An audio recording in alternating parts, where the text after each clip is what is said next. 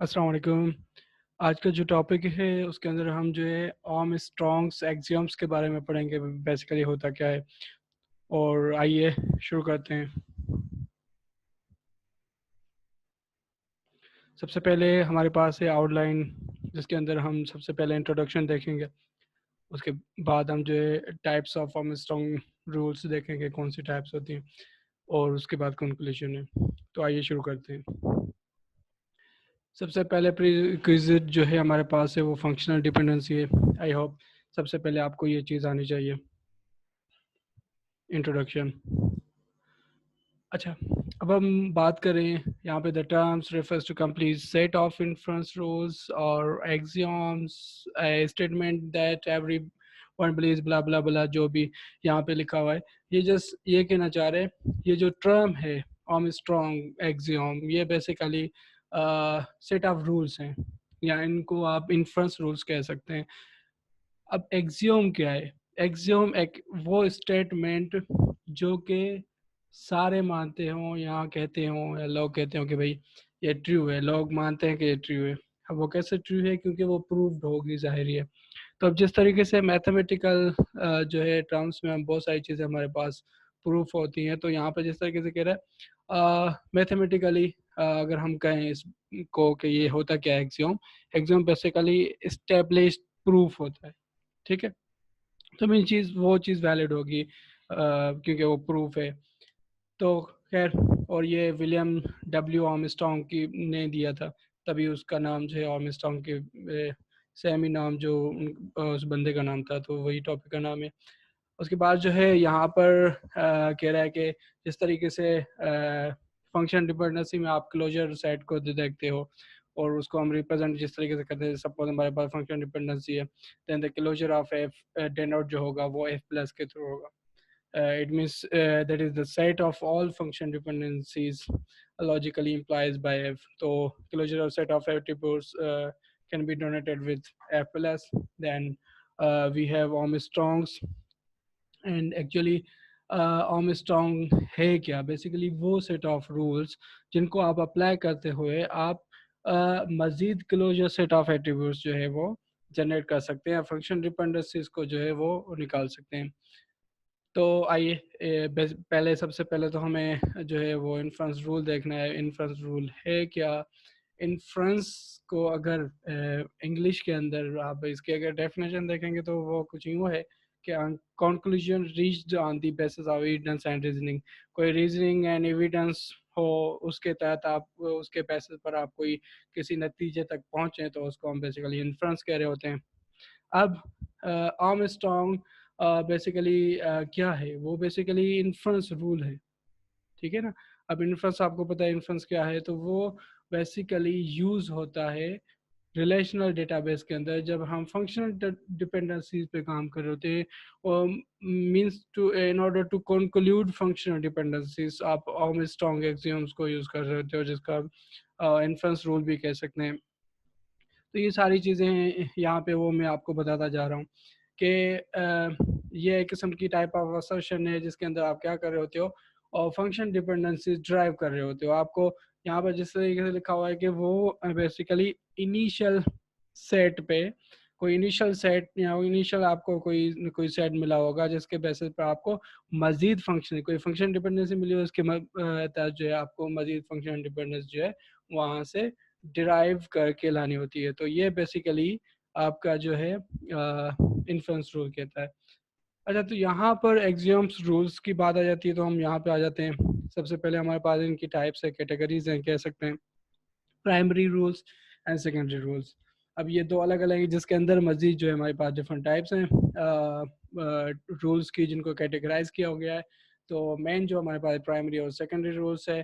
Primary rules की अगर हम बात करें तो उसको आप रेड रूल्स भी कह सकते हैं। अब रेड रूल्स क्यों कहते हैं वो हम आगे देखते हैं, क्योंकि जिस तरीके से अब सबसे पहली कैटेगरी हमारे पास प्राइमरी रूल्स। अब प्राइमरी रूल्स के अंदर रिफ्लेक्सिव, आर फॉर रिफ्लेक्सिव, तो वो हो गया रेड का are.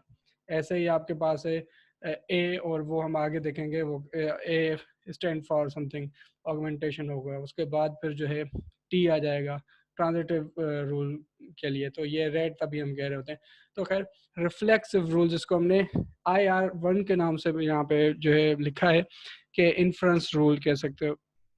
In the reflexive rule, if y is a subset of x, then x determines y। अब ये कहता है सपोज क्या है, y जो है यहाँ पर जिस तरीके से आप देखें, y is a subset of x, means y जो है वो क्या है, उसका x का सबसेट है, मीन्स उसका पार्ट है, जिस तरीके से हमेशा आप मैथमेटिक्स में देखते आते हैं। Then x determines y। भाई आप क्या कर रहे हो, x का सबसेट से y, और आप जब x दोगे तो आपको y मिलेगी, इसका मतलब यही है। ठीक है, तो इसकी एग्जांपल अगर देख लें कि सपोज यहाँ पर है x, हमारे पास है सेट है a b c d, ये एट्रीब्यूट्स हैं, और y a b c है। अब यहाँ पे क्या है, y सबसेट है x का। यहाँ से आप सेट को देख के भी बता सकते हो कि भाई हाँ भाई वाकई y जो है वो हमारा सबसेट है x का, और हम जब x देंगे तो हमें y मिलेगा। ठीक है, तो भाई क्या फ़ायदा जब आप x दे रहे हो, x में वो a b c दे रहे हो, और आपको मिल रहा है क्या, y जिसके अंदर a b c है, कोई और चीज़ नहीं आई। तो ये सेम जो है आपने फंक्शन डिपेंडेंसी की टाइप पढ़ी होगी, ट्रिवियल, जिसके थ्रू है कि भाई आप जो चीज़ें दे रहे हो, लेट्स सपोज आप सिस्टम को आपने दिया नेम, एज, एड्रेस वगैरह, और आपको जब आपने उसमें सर्च करे रिकॉर्ड्स, तो वो आपको सिस्टम रिट्राइव करके जो रिकॉर्ड्स ला रहा है या जो इन्फॉर्मेशन ला रहा है उसके अंदर आप एज, नेम, वो वही चीज़ आपको ला के दिखा दी। तो ये वही है कि आपने एक्स दिया और आपको ला के उसी का ही पार्ट जो है समा वाई बता रहा है। तो ये बेसिकली रिफ्लेक्सिव रूल कहता है। ठीक है, उसके बाद हमारे पास है प्राइमरी रूल्स का ही दूसरा जो है हमारे पास टाइप है augmentation. Rate, R for reflexive, A for augmentation, तो उसको हम IR2 कहते हैं। यहाँ पे हमने इसको मेंशन किया है क्योंकि हम इसको आगे यूज करेंगे। तो augmentation is called as a partial dependency. अब जिस तरीके से आपने डिपेंडेंसीज को अगर सही से देखा होगा तो आपको पता होगा कि यहाँ अगर आपने जो है इसको आपको देखना पड़ेगा, अगर आपको पार्शियल डिपेंडेंसी के बारे में इल्म नहीं है तो इसको हम पार्शियल डिपेंडेंसी भी कहते हैं। इन ऑगमेंटेशन, अगर ऑगमेंटेशन की हम बात करें तो इफ x जो है वो डिटरमाइन कर रहा है y को, देन एक्स जेड डिटरमाइन करेगा y z।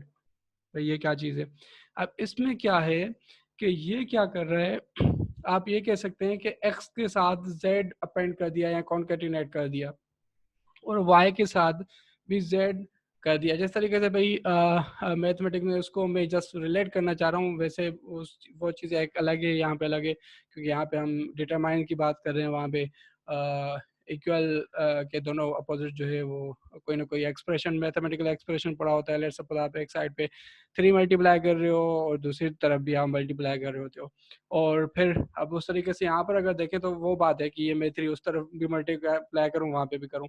तो इस तरीके से यहाँ पर मैं जो है x के साथ z रख दूँ, y के साथ z रख दूँ, तो ऑगमेंटेशन रूल कहता है कि इसकी सेहत पर असर नहीं पड़ेगा। ठीक है, तो एग्जांपल में है suppose we have relation and these are the attribute a b c d and if a determines b, अगर a से हम b को ला के दिखा रहे हैं, देन a के साथ अगर c रख दें और जो b हमें मिल रहा है उसके साथ c रख दें, तो खैर है, कोई इसमें अर्ज नहीं है, ये हो सकता है। ये ऑगमेंटेशन रूल कहता है, तो बिल्कुल ये पॉसिबल है, आप ये कर सकते हो।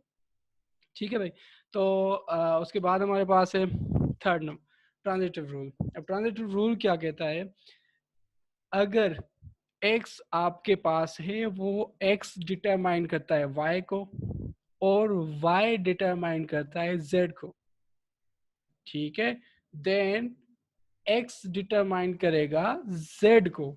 भाई ये क्या चीज़ है, भाई आप जिस तरीके से मैथमेटिक्स में शुरू से बचपन से पढ़ कर आते हैं, ट्रांजिटिव प्रॉपर्टी को आपने देखा होगा कि वो क्या कर रहा होता है। अगर ए से बी आपको मिलता है और बी से सी मिलता है तो ऑब्वियसली आप ए से बी सी की तरफ जा सकते हैं, ए से सी आपको मिल सकता है। तो यहाँ पे बेसिकली क्या हो रहा है कि मतलब वही प्रॉपर्टी यहाँ पे अप्लाई हो रही है कि आप इस तरीके से कर सकते हो कि आप डायरेक्टली एक्स जेड डिटरमाइन कर सकते हो। ठीक है भाई, तो ये ट्रांजिटिव रूल है। उसके बाद हमारे पास है मेन फर्स्ट कैटेगरी हमारी ख़त्म हो गई, प्राइमरी गए आप जो है। उसके बाद हमारे पास सेकेंडरी रूल्स हैं, और सेकेंडरी रूल्स के अंदर अब अच्छा, अब बात ये है कि सेकेंडरी रूल्स और प्राइमरी रूल्स क्यों रखे गए।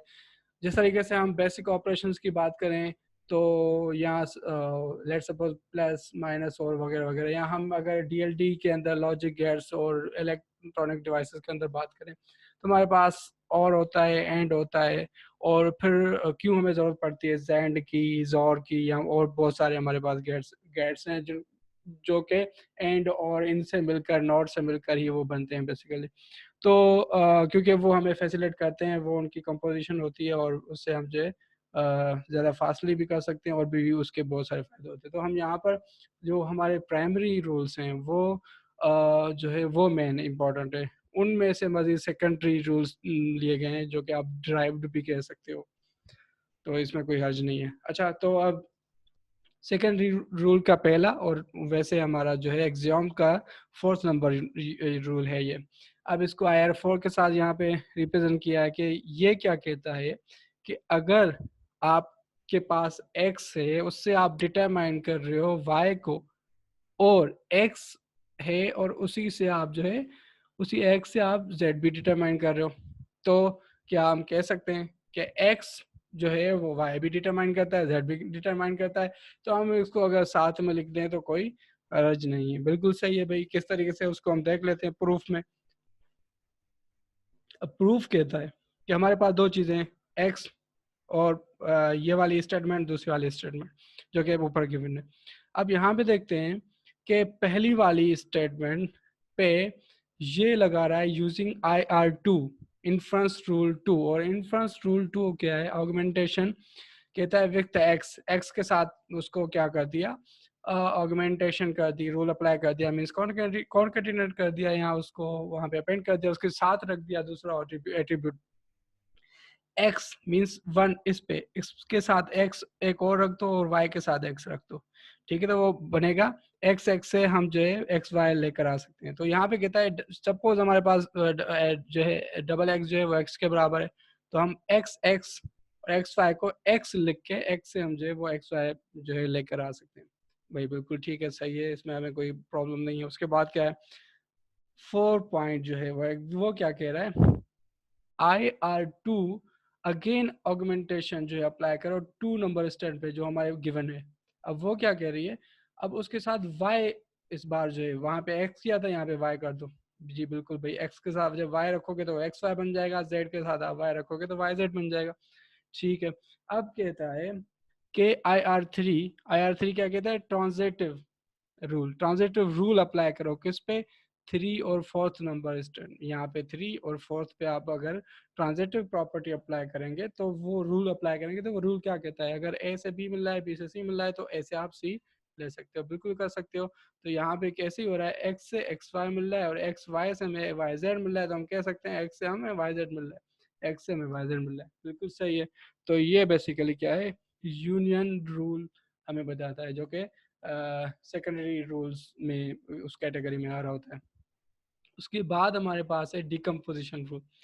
अब डिकम्पोजिशन रूल इसको हम जो है प्रोजेक्ट रूल भी कहते हैं, या यूनियन का रिवर्स कह सकते हैं, ठीक है ना भाई, कि यूनियन जो है वो रिवर्स है डिकम्पोजिशन का, और डिकम्पोजिशन का रिवर्स जो है वो यूनियन है।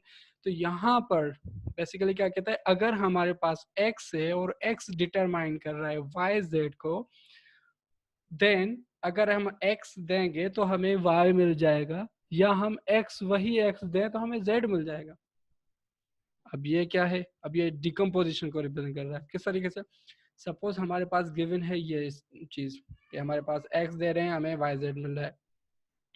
अब कह रहा है इन्फ्रेंस रूल 1 अप्लाई करो, ठीक है। तो वो क्या होगा, अब सपोज हम अगर बात करें yz की, और yz जो है हम देंगे, इसका मतलब इन्फ्रेंस रूल पहला जो है हमारे पास इन्फ्रेंस रूल क्या है, रिफ्लेक्सिव, वो कहता है कि अगर ए जो है सबसेट है बी का, ठीक है, ए अगर सबसेट है बी का और हम अगर बी देंगे तो हमें ए मिल जाएगा। भैया तो वही ट्रिवियल वाली बात हो गई। तो ये भी वही कह रहा है कि वाई जेड दें और वो हमें वाई दे देगा, उसी का ही पार्ट जो है हमें सबसेट उसने दे दिया। ठीक है भाई। अब कह रहा है IR3 क्या है, ट्रांजिटिव। IR3 कहता है ट्रांजिटिव अप्लाई करो और रूल किस पे, 1 and 2 पे।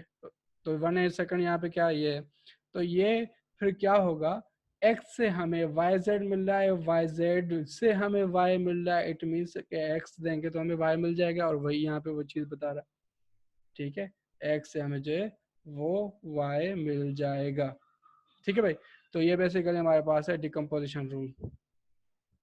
और ऐसा ही हमारे पास आगे चलते हैं तो यूनियन और डिकम्पोजिशन के हम जो है एग्जांपल देख लेते हैं, थोड़ा दोनों में फ़र्क हमें पता होना चाहिए कि क्या है। अब सपोज हमारे पास है ए बी एट्रीब्यूट, उससे हम C, there is a function dependency from A B to C D. तो ए बी से हम जो है डिटरमाइन कर रहे हैं सी डी को।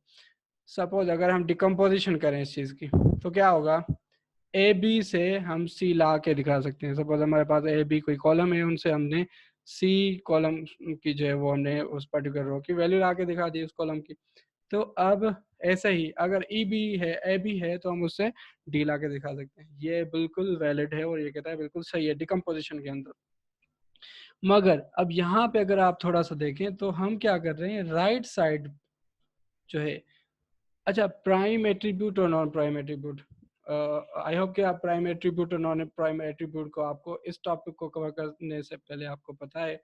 और जो है मैं यहाँ पर जो है बेसिकली जो डिपेंडेंट और डिटर्मिनेंट दो अलग अलग चीज़ें होती हैं।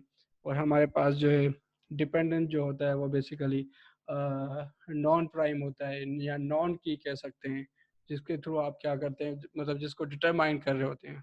और डिटर्मिनेंट क्या होता है, वो basically prime number, prime attribute, sorry prime attribute होता है, या वो की बेस्ड एट्रीब्यूट होता है, या एट्रीब्यूट्स होते हैं जो कि बेसिकली जिनके थ्रू आप डिटरमाइन कर सकते हो नॉन प्राइम एट्रीब्यूट को, ये नॉन की एट्रीब्यूट को। तो यहाँ पर राइट साइड जो है हमारे पास है वो नॉन एट्रीब्यूट है, नॉन प्राइम कह सकते हैं, नॉन की कह सकते हैं, और यहाँ पे प्राइम। तो अब दोनों को यहाँ पे देखें, डिकम्पोजिशन अगर हो रही है तो राइट साइड की हो रही है, ए भी दे रहे हो तो सी डी मिल रहा है। मगर ये गलत होगा, इसका अगर आप रिवर्स कर लो, आप सी डी जो है आप ये कहें कि ए में दूं, सही है, ए में दूं और मुझे सी डी मिल जाए, या मैं बी दूं तो सी डी मिल जाए, तो ये इनवैलिड हो जाएगा। अब किस तरीके से, सपोज अगर कहीं पे रनिंग टाइम पे ए या बी में से कोई चीज़ जो है नल हो जाती है, ठीक है, और आप कह रहे हो कि सपोज आपने यहाँ पे लिखा है इसको डिकम्पोज करना है लेफ्ट साइड से, तो आप ये क्या लिखेंगे, A determines C D, B determines C D, इन दोनों की जगह पे आ जाएगा। तो फिर उसमें ये इशू आ जाएगा कि अगर कहीं पे ए या बी इनमें से कोई एक जो है वो अगर नल हो जाता है तो आप सी डी डिटरमाइन नहीं कर सकते हो। ठीक है, तो ये बिल्कुल इनवैलिड होगा कि आप उसको लेफ्ट साइड से डिकम्पोज करें, राइट से आप कर सकते हैं। अब यूनियन में ये एग्जांपल वही हम यूनियन में देखते हैं कि किस तरीके से कि हम यही चीज़ जो डिकम्पोज करी उसी को हमने रखा, ए बी से सी डिटरमाइन किया, ए बी से डी डिटरमाइन किया, और दोनों को अगर हम जो है यूनियन कर दें तो हमारे पास क्या आ जाएगा, ए बी से सी डी हम डिटरमाइन कर सकते हैं, और वही वो चीज़ जो है यूनियन और डिकम्पोजिशन से रिलेटेड है। तो जैसे हमने उसकी एग्जाम्पल कवर कर ली। उसके बाद हमारे पास है सूडो ट्रांजिटिव रूल। यहाँ पे याद रहे कि ट्रांजिटिव वो वाली बेसिकली जो हमारे पास थी वो प्राइमरी रूल्स के अंदर वो अलग है, यहाँ पे ये अलग है। ये बेसिकली क्या कह रहा होता है कि अगर आपके पास x है और x डिटरमाइन कर रहा है y को, एंड आपके पास डब्ल्यू वाई है और डब्ल्यू वाई से आप जो है z को डिटरमाइन कर रहे हैं, तो ये पॉसिबल है कि डब्ल्यू एक्स से आप z डिटरमाइन कर लो। ठीक है, अब ये क्या है, अब इसको प्रूफ किस तरीके से है कि ये वाकई ये वैलिड है नहीं है, किस तरीके से, तो कहता है हमारे पास ये गिवन दो चीज़ें हैं, बिल्कुल हैं। अब उस गिवन में अगर हम देखें कि IR2 उस पर अप्लाई करें, कहता है 1 पे अप्लाई करो, इस वाली स्टेटमेंट पे ऑगमेंटेशन जो है हम अप्लाई करेंगे रूल, और ऑगमेंटेशन रूल जो है वो इन्फ्रेंस रूल 2 था, जो कि क्या करेगा, W को उसके साथ रख देगा। अब यहाँ पे मीन्स जो भी आप एट्रीब्यूट देंगे, तो सपोज हमारे पास W एट्रीब्यूट है वो हमने रखना है, तो एक्स वाई के साथ रखेंगे तो वो बनेगा डब्ल्यू एक्स और डब्ल्यू वाई, डब्ल्यू एक्स देंगे तो डब्ल्यू वाई मिलेगा। ये बिल्कुल वैलिड है ऑगमेंटेशन रूल के मुताबिक। अच्छा, उसके बाद ये कहता है W हमारे पास X और WY है हमारे पास, कहता है जब हम इन्फ्रेंस रूल ट्रांजिटिव रूल हम अप्लाई करें अगर इस वाली चीज पे जिस पे हमने ऑगमेंटेशन अप्लाई किया था, सही है, उस पे, और दूसरा जो हमारे पास गिवन है 2 नंबर ये स्टेटमेंट, इन दोनों पे अगर ट्रांजिटिव प्रॉपर्टी हम अप्लाई करें, ट्रांजिटिव सॉरी रूल, तो वो क्या करेगा, वो कहता है डब्ल्यू एक्स से वो कहता है ट्रांजिटिव रूल क्या कहता है, ए से बी मिल सकता है और बी से सी मिल सकता है, तो आप जो है ए से सी फाइंड कर सकते हो। तो ऐसे यहाँ पे कहता है डब्ल्यू एक्स से डब्ल्यू वाई मिल रहा है और डब्ल्यू वाई से गिवन में से अगर देखें तो z मिल रहा है, तो हम कह सकते हैं डब्ल्यू एक्स से हम z जो है डिटरमाइन कर सकते हैं, और वही चीज़ यहाँ पे प्रूफ करी गई है, और यहाँ पे भी वही चीज़ है। ये हमारे पास जो है वो 6 हमारे पास सूडो ट्रांजिटिव रूल है। उसके बाद हमारे पास है कंपोजिशन रूल। कंपोजिशन रूल जो है वो बेसिकली क्या है, कंपोजिट है कुछ चीज़ों का, तो वो कैसे कंपोजिट है, जिस तरीके से हम देखें, अगर कहें x से हम डिटरमाइन कर पा रहे हैं y को और z से हम डिटरमाइन कर पा रहे हैं w को, तो ये पॉसिबल है कि हम x को z के साथ यूनियन कर दें और y को w के साथ यूनियन कर दें, तो ये बिल्कुल सही रहेगा कि x z can determine Y W. तो ये बेसिकली मैं सेकेंडरी रूल बता रहा होता है। तो अब आपको ये देखना है प्रूफ, मैंने 6 के वहाँ पे जो भी जहाँ ज़रूरत पड़ी तो मैंने एग्जांपल यहाँ उसके साथ दिखा दिया। यहाँ पर आपको ट्राई करना है कि ये बेसिकली प्रूफ किस तरीके से हो सकता है। आप घर बैठ के इसको ट्राई करें कि किस तरीके से बेसिकली ये होगा और किस तरीके से बेसिकली ये हमारे पास जो रिजल्ट आ रही है ये वैलिड हो जाएगा रूल। तो इसको आपने वेरीफाई करना है। उसके बाद हमारे पास है कंक्लूजन। यहाँ तक ये हम जो है जो भी डिस्कस किया उसमें हमने स्ट्रॉन्ग एग्जाम्स के बारे में उनके रूल्स के बारे में, वो बेसिकली है क्या, वो सेट ऑफ रूल्स हैं जो कि प्रूव्ड हैं पहले से, वैलिड हैं, ट्रू है, जिनको आप अप्लाई करते हुए क्लोजर सेट ऑफ एट्रीब्यूट जो है वो जनरेट कर सकते हैं। तो आई होप कि आपको ये चीज़ समझ में आई होंगी। यहाँ तक कि हमारा अपना ख्याल रखिएगा। Thank you so much.